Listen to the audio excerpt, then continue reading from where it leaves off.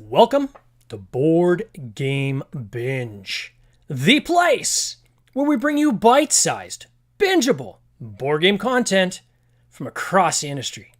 I'm your host, James Staley, and in this episode, we're chatting with Bryan Brammer, the communication and facilitation guru at Tangerine Games. His company's debut title, Nestlings, is currently on Kickstarter. Bryan, welcome to the binge. How you doing, sir? Good, man. Thanks for having me, bud. Appreciate it. Oh, it's great to have you, man. I always love to see debut titles like this do as well as they're doing. So I want to congratulate you guys on that first and foremost.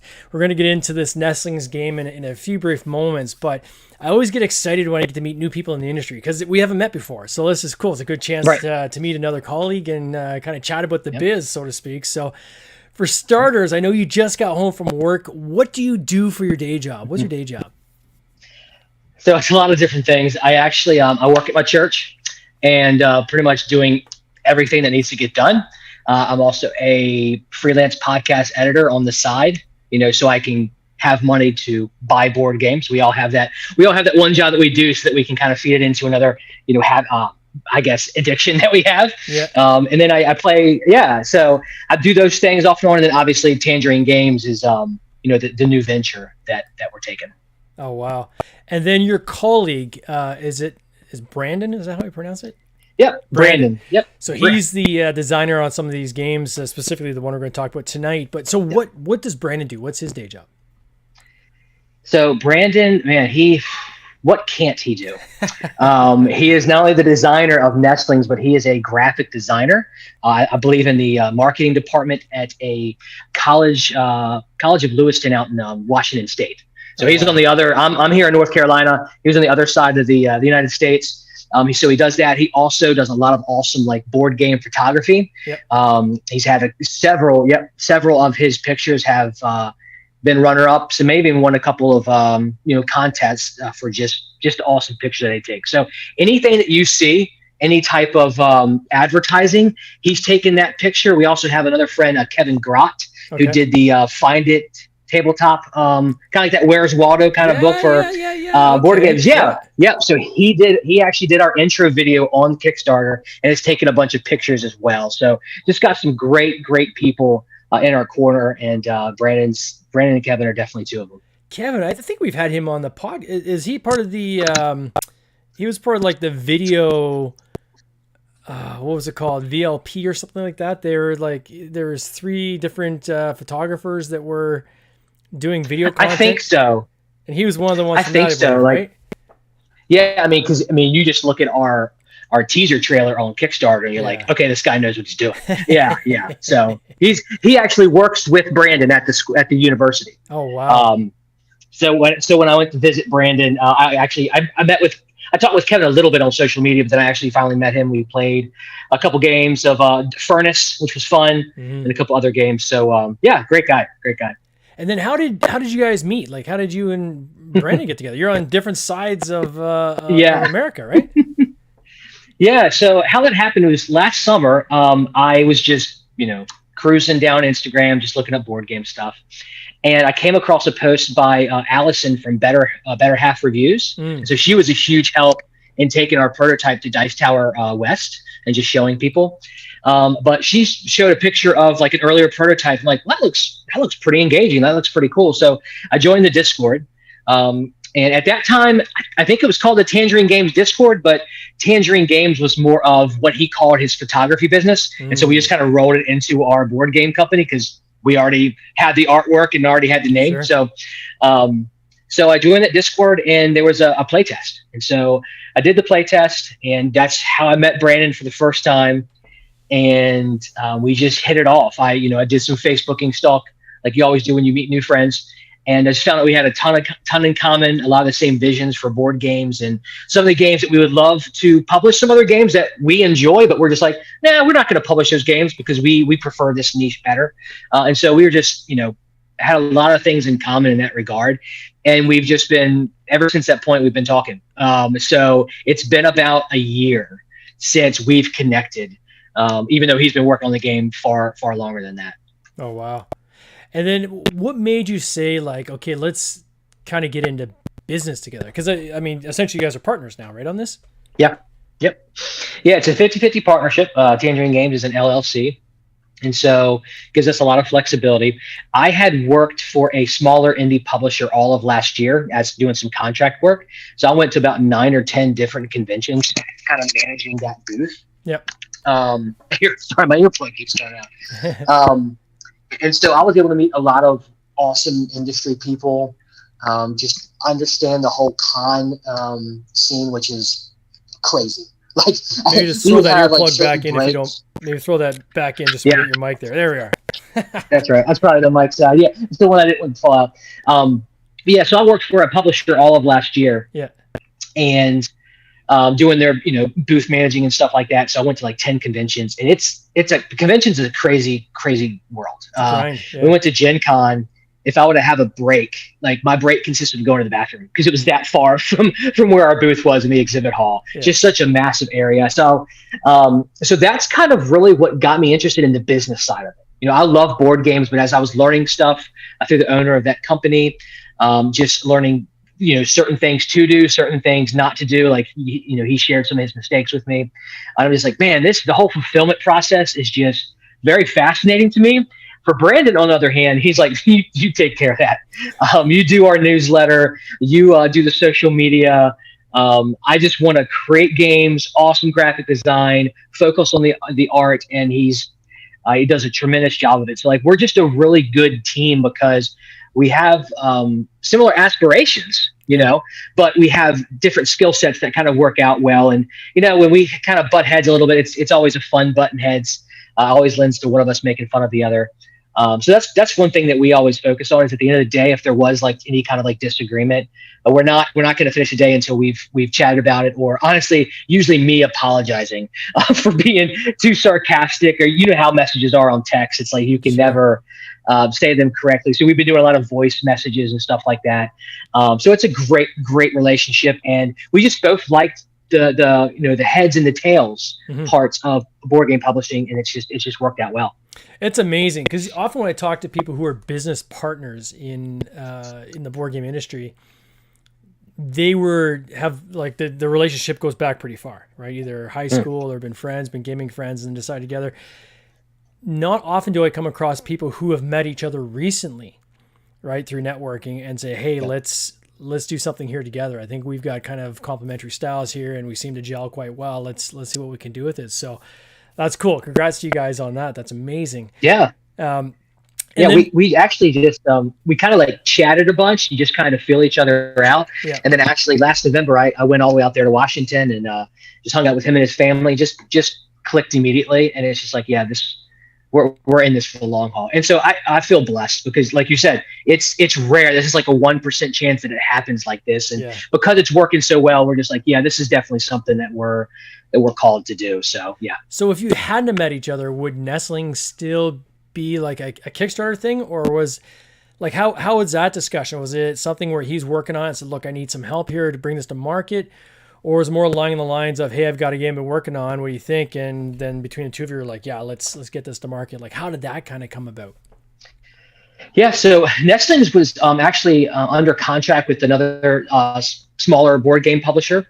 And once Bryan and I just started kind of forming things and our own stuff, we really kind of wanted to have a little more control over what we were doing. Yeah. And so we talked with that publisher, and it was an amicable not split, it's a terrible word, but we all just felt it was better for us to go this direction, specifically because the games that we're also going to be making after Nestlings fit what Nestlings is. It just was you don't want to like go and publish a game that's about zombies and stuff and take that over to like Haba.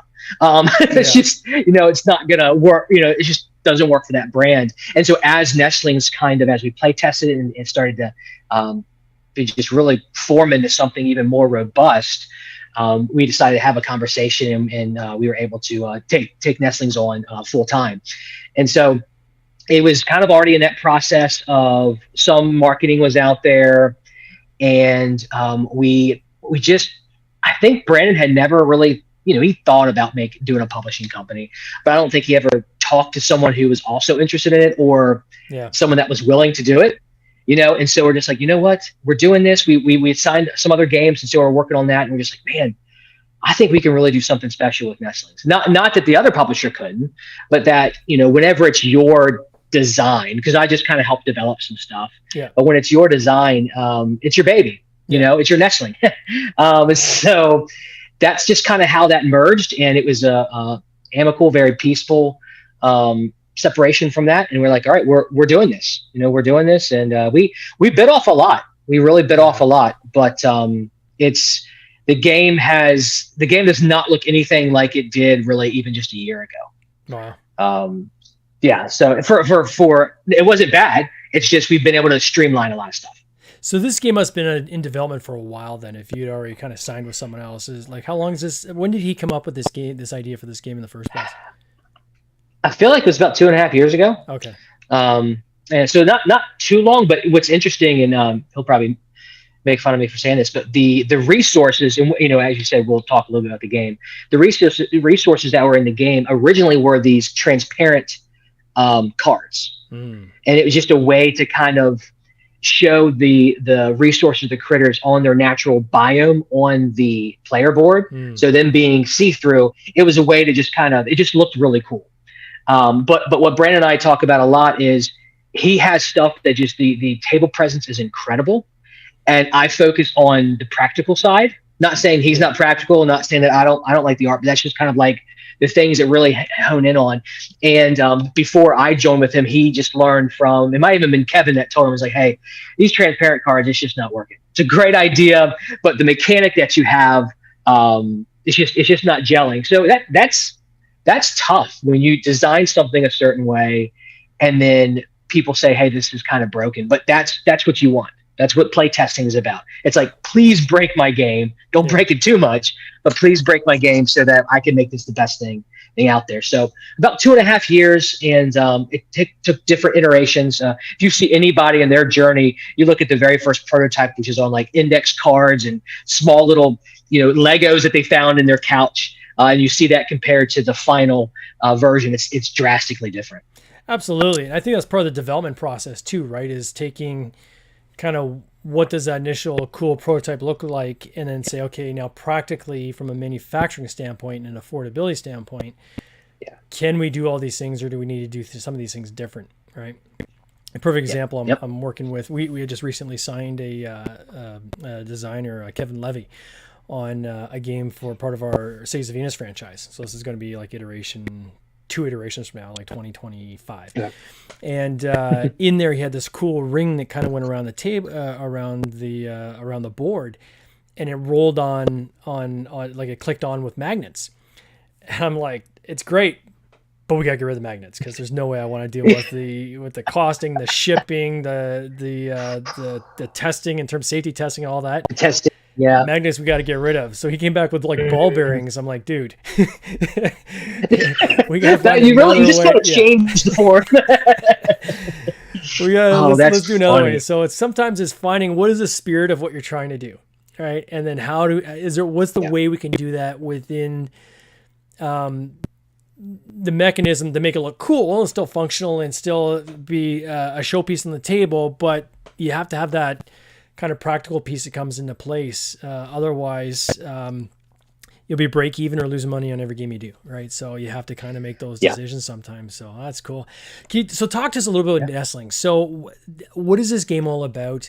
I've seen a bunch of the videos online where there's playtesting. One was done by a Tabletop Tolson, which I thought was great. And it's got some really cool components. Obviously, when I think you're talking about birds, people automatically start thinking about Wingspan. But this is nothing like Wingspan. It's not even the same mechanics as Wingspan. This is more of a dice placement or dice drafting, right? So walk us through kind of the basics of how this game plays. Yeah, sure. And it's funny you say that because when I was at Tantrum Con in Charlotte with the Tantrum House crew, we had this big old sign and someone walked through the front doors and said, hey, look, it's Wingspan Origins. I was like, hey, I even messaged Jamie Stegmeyer on Facebook, and I was like, hey, man, I said, you mind if we use this hashtag? He's like, that might be a little confusing. I'm like, you're right. And but no, it was just, I'm sure he gets that all the time, but Jamie's a cool guy.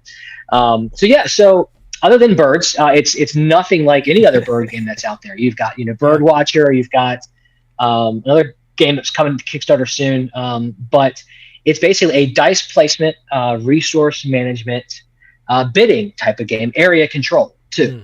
Or area priority is maybe kind of the better way to put it. So to kind of describe this to people who are only listening, it's basically you assume the role of one of four birds, and each of those birds is in a separate biome. So you have the alpine, savanna, freshwater, and the desert. And these birds are actually living in those areas.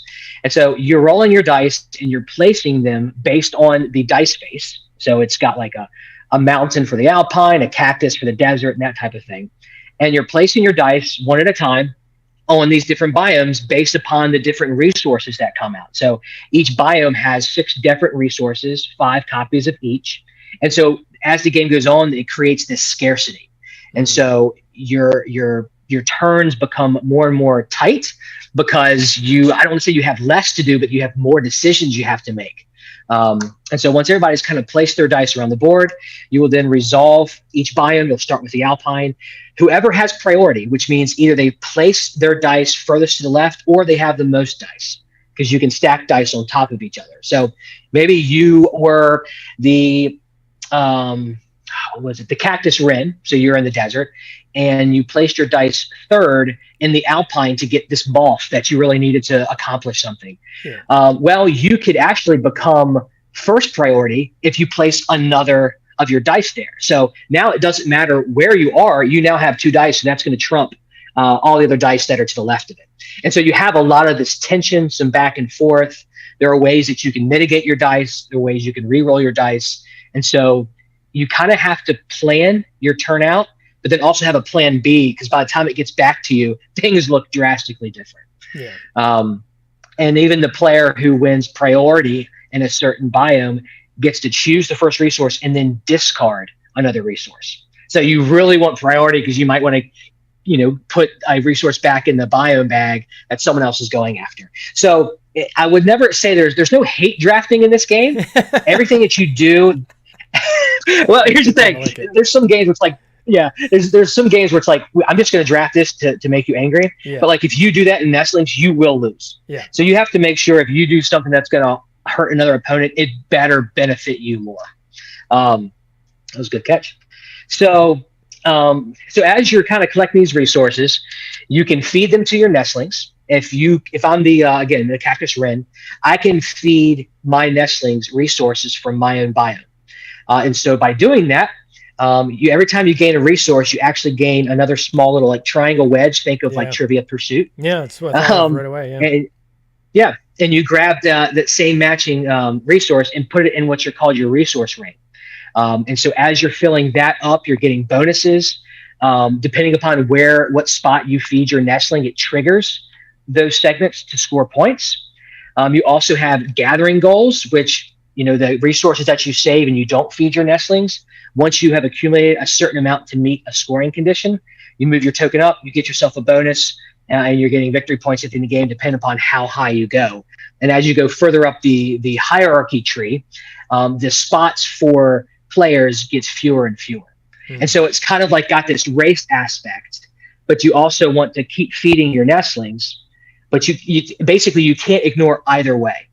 And so there's always basically every decision you make is going to influence your next one. So there's a lot of pivoting strategies in the middle. And what's really awesome is if you want to play a 4-player game, it takes maybe 50 minutes.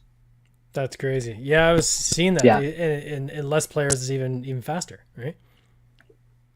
We actually have an AI, so there's a solo mode that plays with 2 AI players, which works wonderfully. Just posted the solo video on the Kickstarter preview, Kickstarter page. And then what's also neat is like a 2-player game, you'll play with an AI, because it's hard to get priority when you have 2 players. So you have to have at least 3. Then you can add a second AI and make a 2-player game a 4-player game. Or you can make a 3-human player game into a 4-player game by using the AI. So lots of flexibility, and just however you want to play, the length you want to make the game.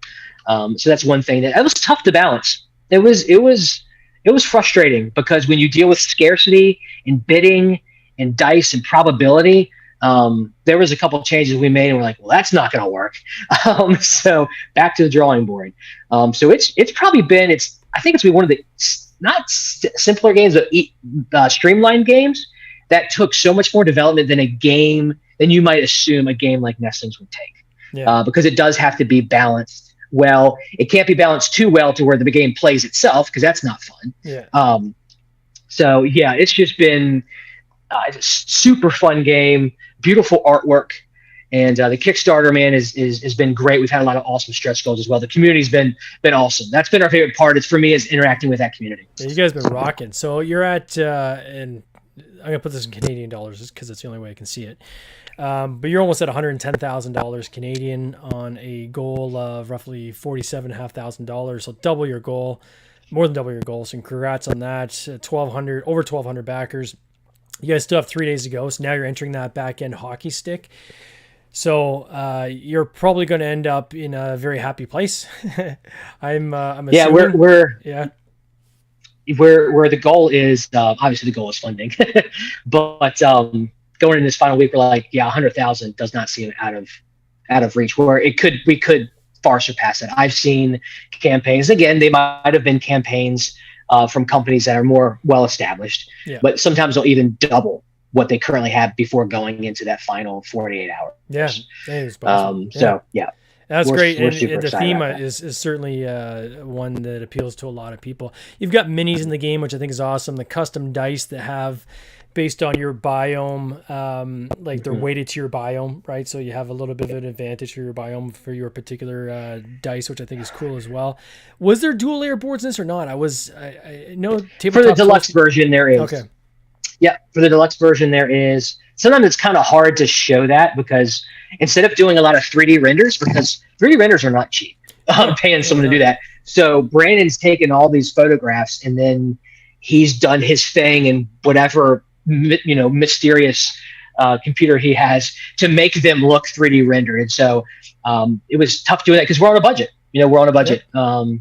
And so, we just kind of really have to do what we have to do. But yeah, they're dual layer boards in the deluxe. The dice that you see on the campaign. So like, I think the blue is going to be a little bit translucent because of water.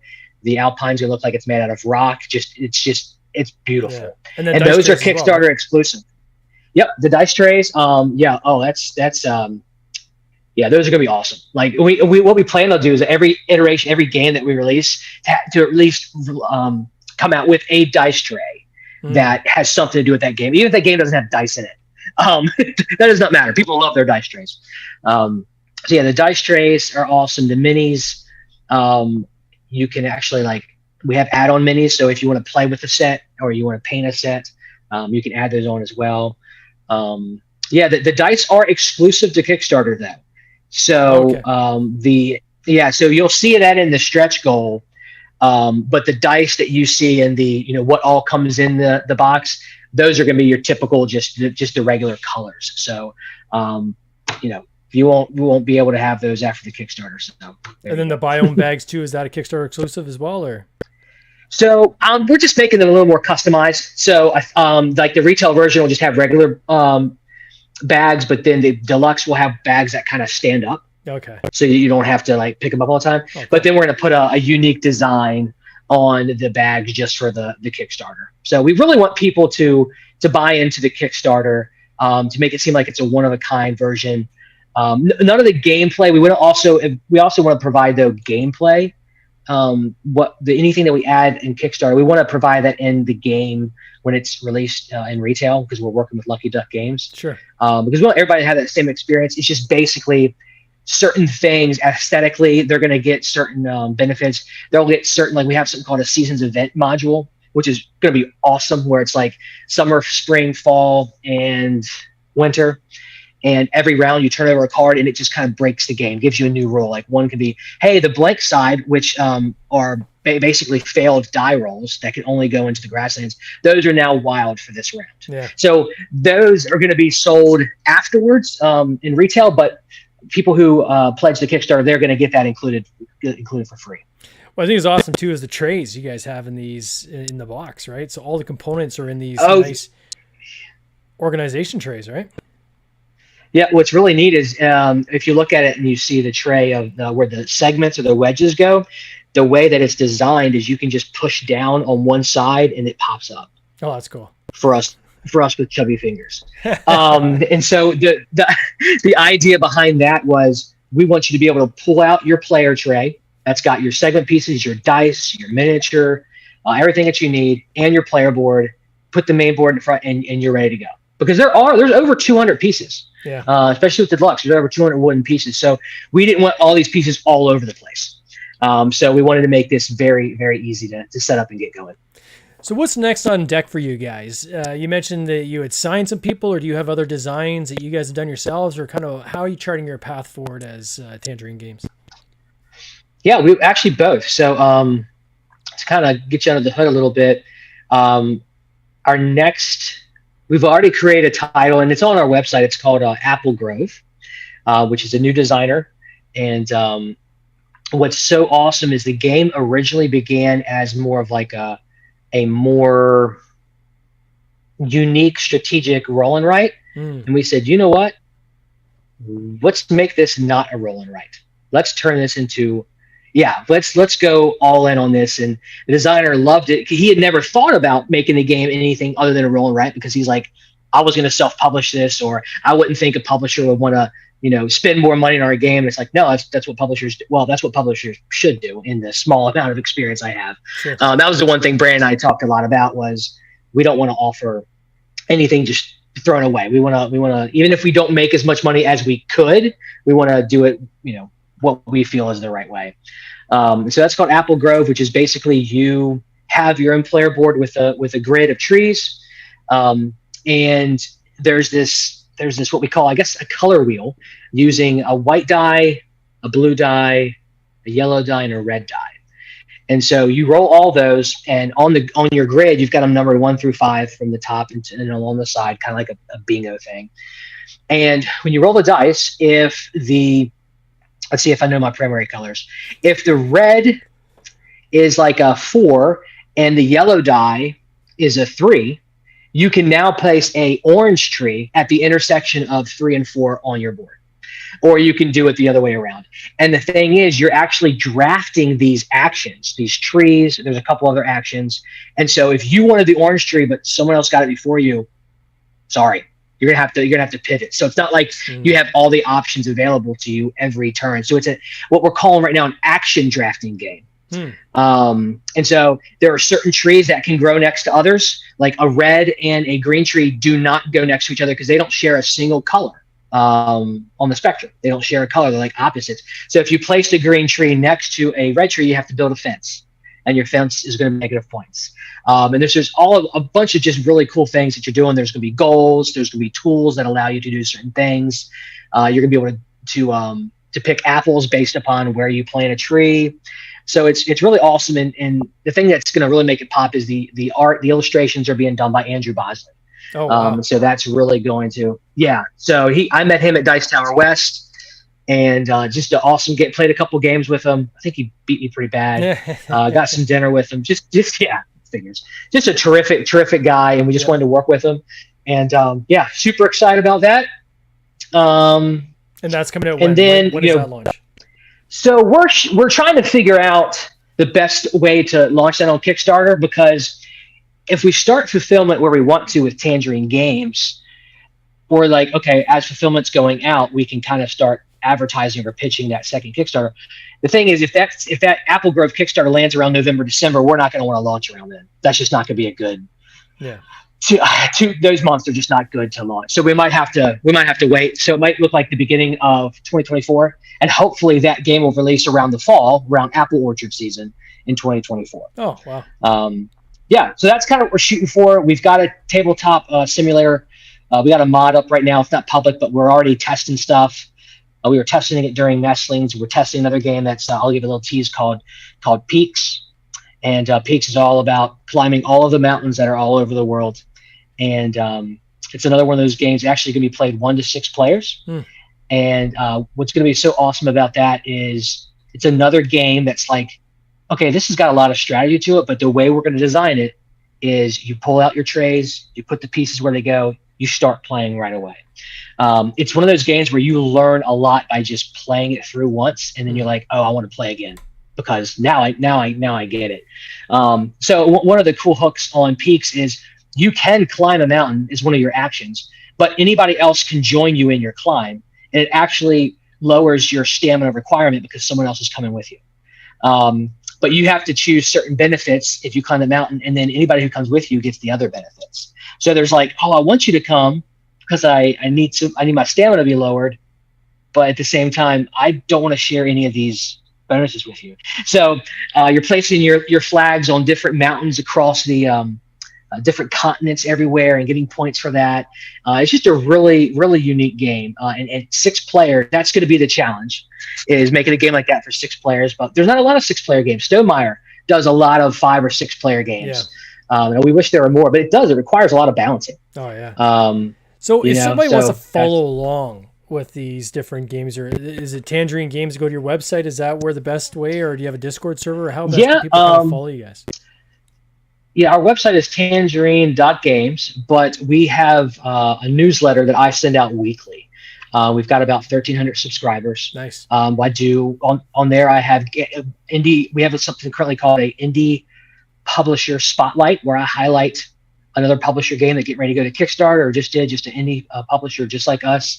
We don't charge them anything because it's like, what is it? A rising tide raises all boats. That's right. And so we have that. We have game recommendations, updates on Brandon went to a small convention the other week, stuff going on in their own life. So we really make this a robust newsletter.